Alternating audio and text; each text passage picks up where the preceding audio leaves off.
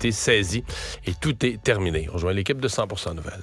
Bonjour. Salut Mario, bienvenue à 100% Nouvelles. 24 heures après l'annonce de la réorganisation majeure à TVA qui comprend, on le rappelle, 547 pertes d'emplois. La poussière commence à retomber. Québec et Ottawa ont commenté. On a entendu M. Legault tout à l'heure. Selon toi, Mario, est-ce que la réaction des gouvernements est à la hauteur?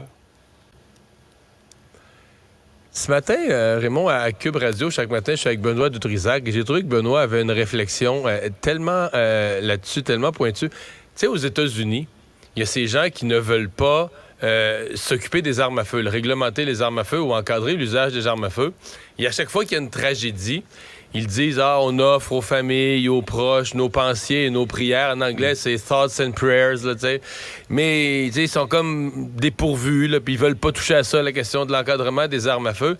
Et Benoît disait, il trouvait que nos ministres, là, à Ottawa, à Québec, dans le fond, hier, étaient un peu dans la même situation. C'est-à-dire qu'à tous les mois ou à tous les 2 mois, il y a un média. Cette année, il y a eu Post-Média, il y a eu Chorus, il y a eu Bell.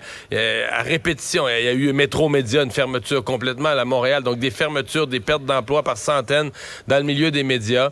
Puis à chaque fois, on se met la main sur le cœur, puis on dit oui, on a une pensée pour les travailleurs, puis c'est pas drôle, puis c'est terrible, puis notre culture, c'est important. Mais sincèrement, soyons sérieux, là, il se fait rien. Là. Donc, est-ce que c'est impuissance, incapacité d'agir? Mais tu sais, ça fait des années que les constats sont faits. Dans le cas du fédéral, il y a quand même eu quelques projets de loi, là, C11, C18, avec une certaine volonté.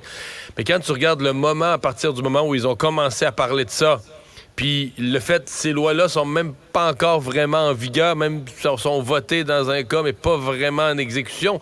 Donc, tu dis entre le moment où ils ont commencé à y penser, puis le moment où peut-être ces lois-là, un jour, vont avoir un effet, tu sais, il va y avoir eu des dizaines et des dizaines de fermetures, des milliers de pertes d'emplois. Alors, c'est assez... c'est certain qu'il y a un côté désolant, puis on voit nos élus vraiment désemparés devant ça. On est tous devenus dépendants des réseaux sociaux, de groupes géants américains qui siphonnent tous les revenus. L'argent sort du Québec, puis... T'sais, les gouvernements regardent ça. Même le Québec solidaire, le parti de la solidarité qui est contre les grosses multinationales, a avoué candidement là, dans l'élection partielle de Jean Talon, dit, ouais, mais on n'a pas le choix, là, il faut donner l'argent à Facebook, il faut passer par Facebook, parce que c'est juste par eux qu'on peut rejoindre notre public. Là. Et tu sais, c'était un aveu, je les ai critiqués à l'époque, mais là, aujourd'hui, je regarde ça en regardant cette candeur, en disant, hey, quand Québec solidaire fait l'aveu, là, j'ai plus d'autres moyens de rejoindre mes clientèles. Faut que je passe par... Faut que je donne des milliers de dollars à une multinationale américaine parce que si je donne l'argent aux médias canadiens, je rejoins plus mon monde. C'est quel aveu? C'est quelque chose quand même. Il y a M. Legault qui a réagi en début d'après-midi. Il dit que c'est un problème complexe, mais qu'il faut trouver des solutions.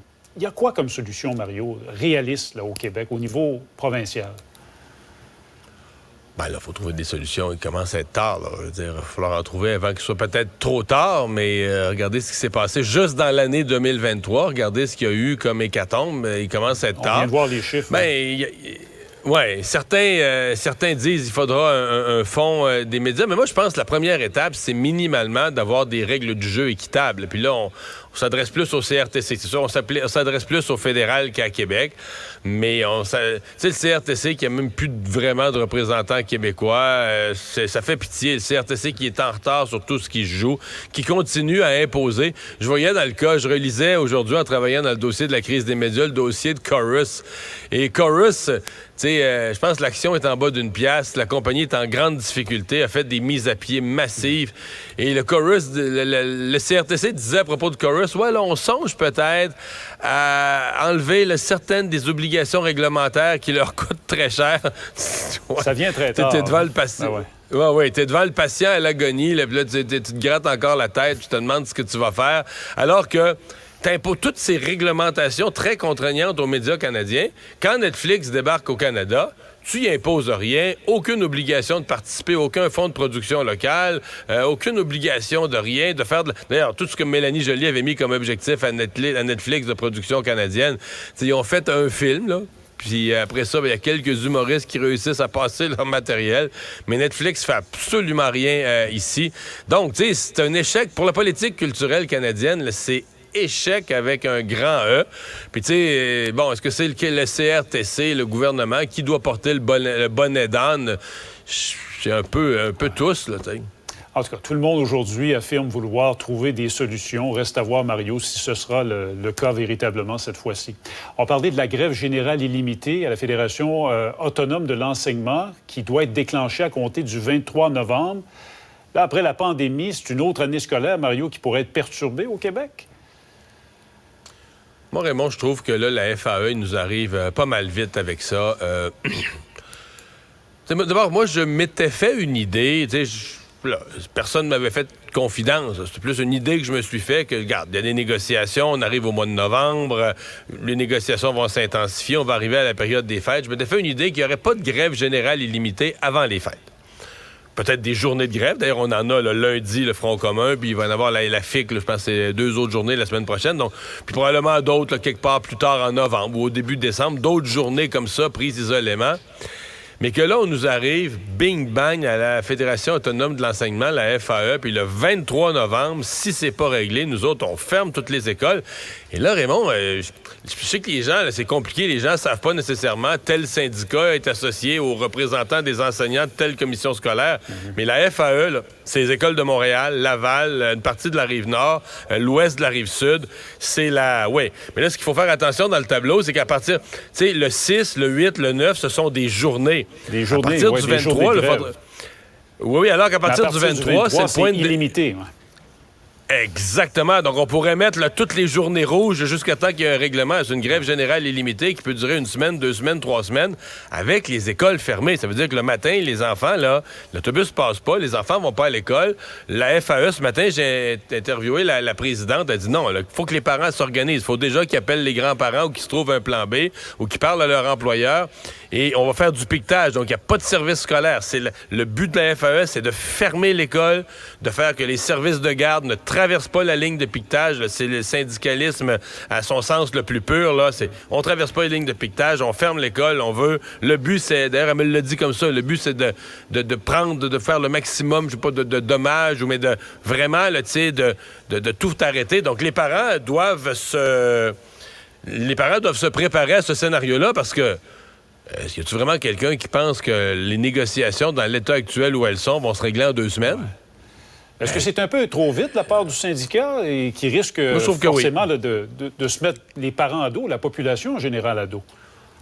Ben moi, je trouve que oui, d'autant plus que, tu sais, on l'a souligné au début, là, c'est l'année scolaire, l'année scolaire passée là, aurait été la seule normale. On a eu 2 années avant qui ont été très fortement affectées par la pandémie, puis des semaines, des mois pas d'école, puis de l'enseignement à distance. Et là, on a eu 1 année, semi-normale, mais disons au moins en termes de présence en classe, là, normale. Puis là, tout de suite, on revient à une année perturbée par les grèves où on pourrait encore avoir des semaines et des semaines pas d'école. Je sais pas comment ça va être accueilli, mais je pense que les parents vont commencer à être tannés un peu, là, même en respectant les demandes syndicales puis la volonté des enseignants d'obtenir une bonne convention pour les 3 prochaines années. Je suis pas certain que ça va être si bien accueilli là, comme moyen de pression. Alors, c'est à suivre. Un mot en terminant sur la bande de Gaza. Il y a encore des évacuations vers l'Égypte aujourd'hui. Un autre groupe de détenteurs de passeports étrangers a pu quitter, Mario, mais toujours pas de Canadiens. Yves-François Blanchet, le chef du Bloc québécois, disait hier, c'est la preuve comme quoi le Canada pèse pas très lourd dans la balance. Le Canada est ignoré. Qu'est-ce que tu en penses? Je pense qu'on commence à le sentir que le Canada pèse pas énormément lourd dans la balance. Là, j'ai entendu, je pense que c'est juste avant dîner, le ministre Bill Blair a laissé entendre qu'il y avait quand même de l'espoir que dans les prochains jours, des Canadiens pourraient quitter.